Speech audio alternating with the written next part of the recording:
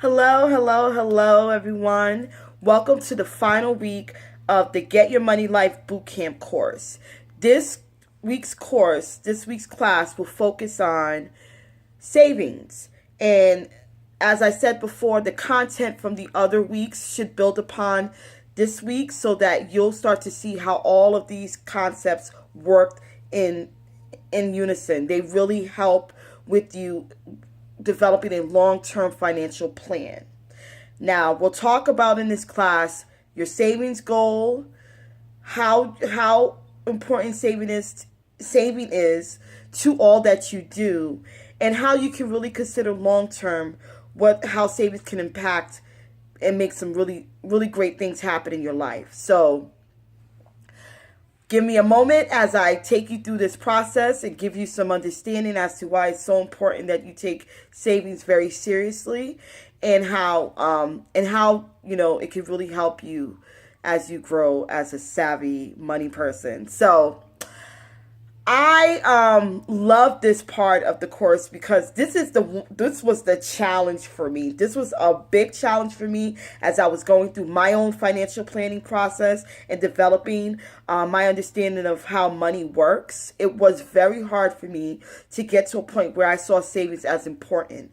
I knew rationally, yes, savings makes sense, but I didn't really understand the impact it would have on my life until I actually made a conscious effort to do it and saw what great things happened in my life. So a savings plan that I developed 2 years ago really got me out of a lot of jams. It got me out of moments where, like, if, I had an unexpected, cost, it bailed me out of it. If I wanted to pay off something earlier, I was able to do it. It really saved me, even in my move to go from full-time employee to business owner. It saved me from worrying about how I would take care of my moving costs, my bills as I was incurring them while I was out of, full-time work, and it allowed me to pay some business expenses along the way. So it really, truly, I've seen it do wonders in my life, and I'm telling you, it will do wonders in yours if only you are disciplined. I use the term discipline a lot because that is important to this process. You will not get through any savings plan unless you're first disciplined and you're committed. You have to be committed to it. And it can happen for as little as $5 a week. And I started that. That's how I started my savings, $5 a week. Okay? And I was able to build it over time because I increased as I went. I wanted to start small because I'm all about making it simple and practical, right? It has to be simple, it has to make sense. So you start small and then you build upon it as time goes on. As you see windfalls in your life, you're going to add to that account. There's several ways to save. We are in a time where things are very automated and online access to things is in abundance. So if you want to start a savings account, you can start one after this video. Like, you can literally go online, open a savings account, and start one. And there's plenty of options. You can go to your local banks as well. If you already have a checking account, go and open a savings account. Sometimes banks give you really great deals on savings accounts. As long as you have a checking connected, they'll give you a no-fee savings account. Credit unions are awesome for savings. I've had credit union accounts, and I love them. And actually, always, wherever I am, wherever I live, I go to my local credit union and open an account there because they do give you great incentives for saving money. So go into your local credit union and open an account. Sometimes why I do it too, it stops me from going into the account constantly because saving credit unions, you could get a passbook savings. And if you have one, you have to each time go in to the teller and have them sign out the amount that you would want to withdraw. And if you're not in the habit of going into the bank frequently, you do everything online, your transactions, your deposits, you do it mobilely, you're going to feel so sick of that process that you will barely go in there. And that's why sometimes I do it. It's just because it tricks my mind to feel like that account is off limits, and I have online access to that account, so I can take money from another account and give to that account to help build it, right? Also, you can do something in your house, but I wouldn't suggest doing large bills. Only like coins. So we started a coin jar in our family recently that we dump all our coins in to help as an emergency fund or a fund. Like if we want to do something fun, we'll throw in our change and say, hey, and you can watch it grow. Or you could get like a, piggy bank or some locked cabinet that you could throw money into that maybe you have a key or a combination to if you want to keep something in your house. But like I said, I don't suggest it because one, it's not always safe, and two, you're not building interest because sometimes like I said, banks can give you really great rates and great incentives for saving, and you want to build interest on that saving. So keep it in your house. Just know that it's going to be what it is. It's going to be the value that you put in and nothing more, right? So that's an option as well. Investing in stocks. I'm not an expert on that, so I'm not going to give you any kind of insight other than if that's something you want to do, you should explore talking to a financial expert in that arena and helping you invest in stocks. That's something I personally want to do. I have not done other than through a retirement account, but that is something you need to consider if you want to save money in a different way. But it is smart. As long as you have the backing, as long as you have the people to give you great advice, it's a great option. And you there's ways to even do it yourself. There's apps out there now that allow you to do small investments as small as $5. So you can look into those apps. There's Robinhood, and there's another one that I'm drawing a blank on, but there are some apps out there that'll help you start stock trading on a small scale just to kind of get used to it. And then, if you want to do any big scale investments, you definitely want to seek an expert on that. Retirement is also a good savings opportunity. A lot of people suggest doing a Roth IRA. I've had those as well. You definitely want something put aside for when you get to a stage in life where you can no longer work. And you don't want to be pigeonholed to a certain amount either. You want to be aggressive. Some people are aggressive in their savings and they throw in a lot of money, especially if you have a job that matches your IRA. Take advantage of that. That's a great advantage. I've had 2 jobs that've done that, and it's really a great advantage. If your job pulls into that and you plan to stay there for a long time, you're not going anywhere, you don't really see yourself going anywhere before retirement age, then definitely put money into that retirement and have your job match it. But other people might go into a different, if do their own personal retirement account. I suggest you do that as well. If you want to do it on your own, if you're someone who doesn't stay at jobs long enough for that to matter, then I suggest you doing your own personal savings investment. And like I said, with that, I'm not an expert. I definitely suggest and will refer you out to others who that's their specialty. Mine is really just purely basic financial planning. Now, so now that you know the options for how you save money, right? Where do you start? So one of the things that I suggest anybody looking to start a savings, if you're someone who gets direct deposit into your account every week or every 2 weeks, however often you get paid, set it up so that there's an automatic transfer from your checking to your savings account. And here's why you're going to do it. Because once it's automated, that's a system that's already there. You don't have to think about it. You don't have to mess with it. You design that for yourself, and it's automated, and it helps generate income on a more consistent level. And you'll start to see your account grow. And I was amazed. I was like, oh my goodness, like this is happening really nicely. Like I should have thought about this earlier.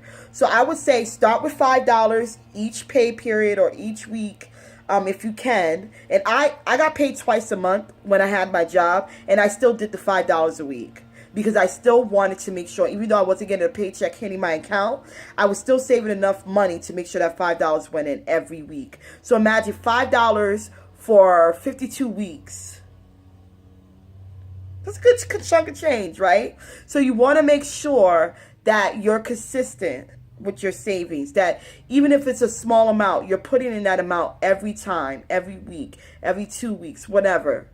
Or you could do it monthly. If you're someone who gets paid monthly and that's how you do all your bills, then say, okay, I'm going to do, if it's $5 a week, I'm going to be doing $25 a month.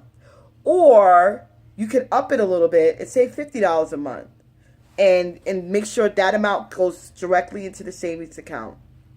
I found was the easiest way for me to save, is to have automated transfers. And even with the savings account I had with the local credit union in Massachusetts, I had automatic transfers from my paycheck to that account, so that I would know that once I got paid, that money was going into that account, right? So that's one way. Create a and look at your budget. You have a budget that you should have created by now, and that budget should tell you how much you have left over each month. So once you look at that amount, say, okay, I'm going to take maybe 10 to 20% of that amount and dump it into an account. That's a good way to start off. So once you've had that budget down and you saw where you can save, and you've trimmed the fat, and you've trimmed areas where you're like, I've really been overspending, you could take that balanced money and say, I'm going to take about 20% of that. I would say 10 to start, 15 if you're really good about budgeting so far, and about 20 if you're like, savvy mama, savvy, like you got it. You know that 20% is going to do good. You're going to do without it. And that's how you have to look at it. That money is not money for you to spend right now. That money is to put away for a rainy day. So act like it never even hit your account. Act like you don't have it. That's what I do. I act like my savings account don't exist. I operate off of what I have in my checking. My savings account literally is, I'm almost blind to it. There have been times when I had money sitting in that account. $3,000 sitting in my savings account, and I kid you not, and I had maybe $500 in my checking, and I wasn't about to touch it. I was like, nope, I don't have $3,000. I only have $500. That's what I'm working off of. And once you start training your mind to think like that, that savings account can stay how it is. It's only for emergency purposes. It's only if you absolutely need something. It's not for when you need that purse, or those shoes, or these earrings, because these earrings didn't cost me much. All right? Listen, these are about $7. I kid you not, this whole set, the necklace, earrings, $7. And if I had only $20 in my account, and I had $3,000 in my savings, I still wasn't going to get them.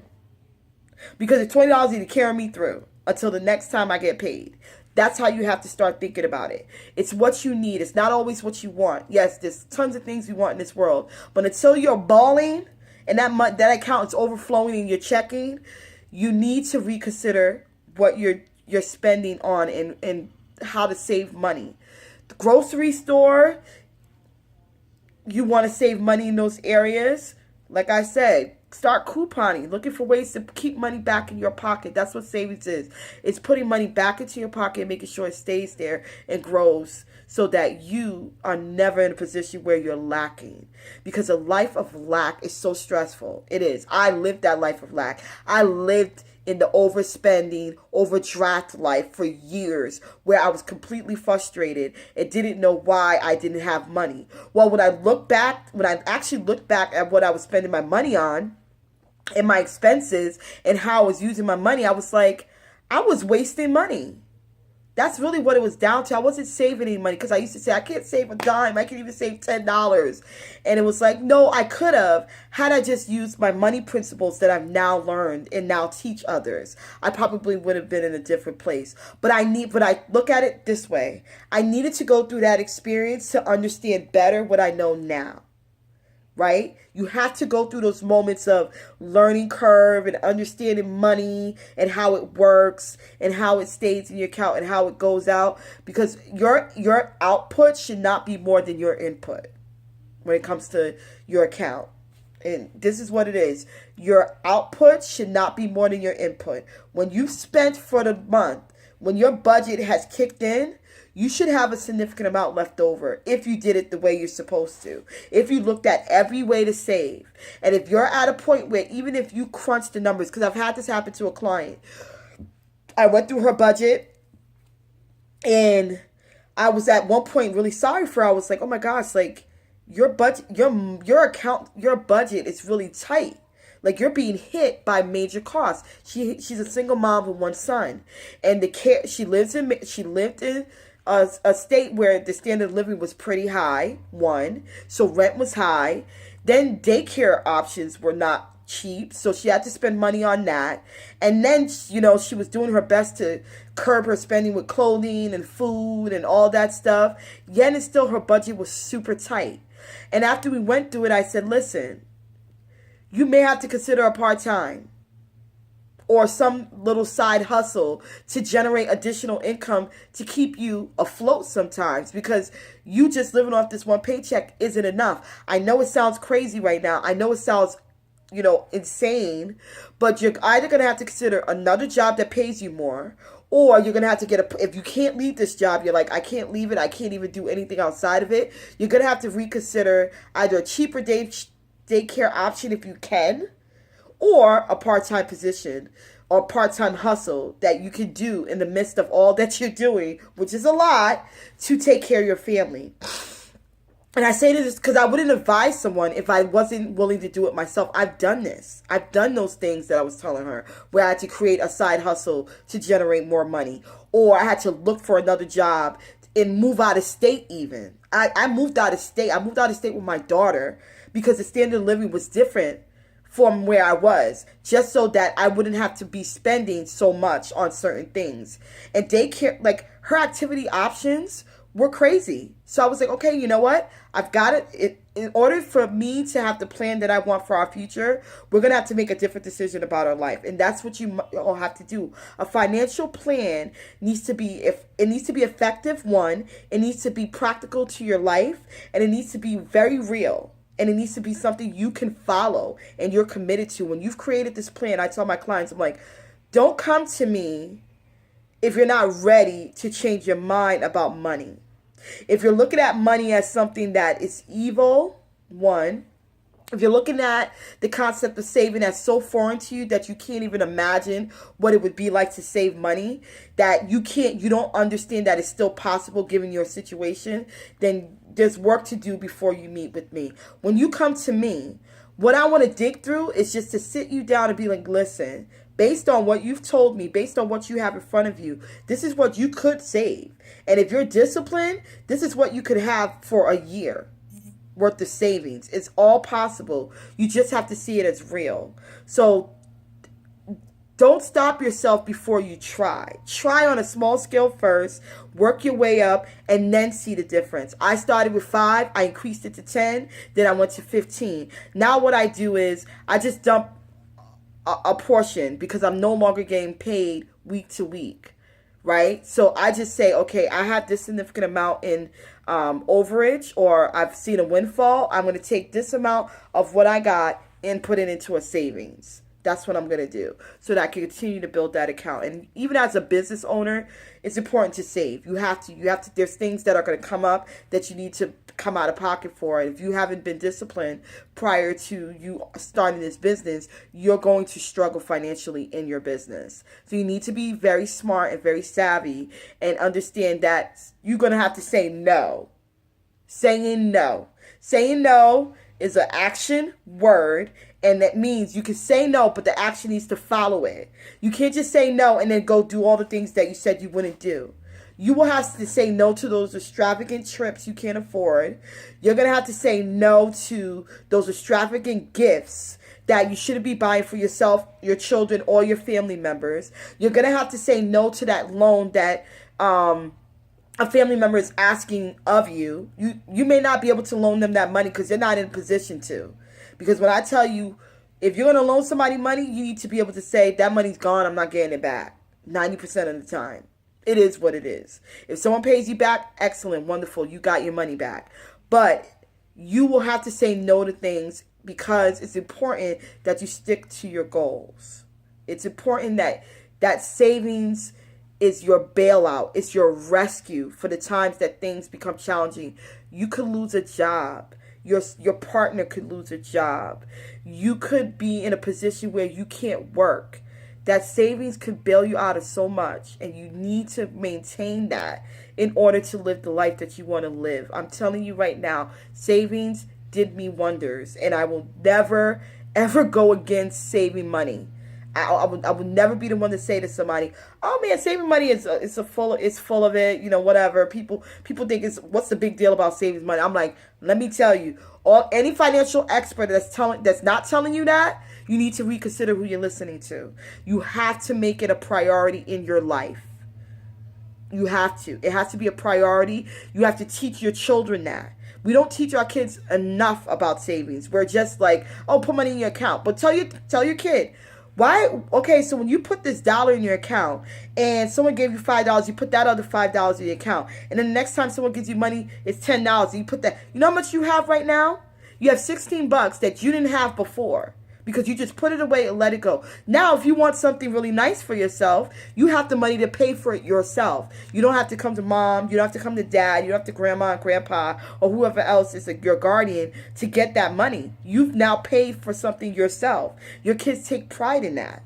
So you're teaching those principles right now, and then you start doing it yourself. Model it. I modeled it for my daughter because I want her to grow up with what I didn't grow up with, and that was an understanding of how money works. I really didn't have that guidance because my parents weren't very good when it came to money. They spent paycheck to paycheck. So what do you think I did? I learned those same habits. They were hard to break. So I say start early. After this course, your number one goal is to go open a savings account if you don't have one. And then after you do that, set up that automatic transfer. And then after you do that, go open an account at your local credit union and start one. And start putting money into that account for your vacation spending and your, gifts for Christmas. You can start saving for Christmas a year ahead of time. So when Christmas comes around, because you know when people go broke the most? Around Christmas, about holiday times, because we're all in a great mood. Our money mindset is attached to our mood and our emotions. So when we're in the best of mood, we want to spend. When we're in the worst of mood, we want to spend. So you want to make sure that your emotions are in check whenever you're spending, so that you can put away the money. So start doing it now when it's not even in the forefront of your mind. Put that money away in an account so you can say, okay, by the time December 20th come around, 5 days. If you like me, I shop 5 days before Christmas. 5 days before Christmas, my money's already all set. Everybody's accounted for. I'll even say I'm only going to spend this amount on each person. Do a gift exchange. That's what we do in our family. We're a huge family. So we do a gift exchange. We say, okay, someone's going to pick this person's name. We pick people's names out of a hat, and we only get one really nice gift. Our limit is $50. That's the minimum you can spend. That's the minimum you can spend. And you could go beyond that. But if someone's getting one gift and a really nice one, okay, I'm at least going to go up to $100. That's it for that one person, versus spending 50 to 100 on 10 different people. Insane. So we don't want to live a broke life. We don't want that broke mentality to follow us in our journey. We want to make sure we check our mindset at the door when it comes to saving our money. And we want to make sure we check our mindset at the door when it comes to getting ourselves out of debt. We want to make sure we check our mindset at the door when we're doing our budget, because our budget is our guideline. We are the CEO. We are the captain of that ship. And we want to check our mindset when we're writing down what we spend our money on, because you know what? It's a reality check. It's our mirror for us to see how we really are doing when it comes to budgeting and saving. So this is the end. I hope this course gave you all the knowledge that you need. Continue to follow the steps. Continue to work with the budget. Continue to use the worksheet that's been provided for you. Utilize this information. It is wonderful. It will support your growth when it comes to creating that savvy money lifestyle. This is to jumpstart you, to get you on your path. If you want to continue to work with me, you can certainly utilize my financial planning package. So that's more one-on-one to support you beyond this course. This course is just your jumpstart. But if you want some long-term planning, then working with me beyond this course will support that and give you the tools you need to become financially free and feeling like you can really live the life you want to live and afford to.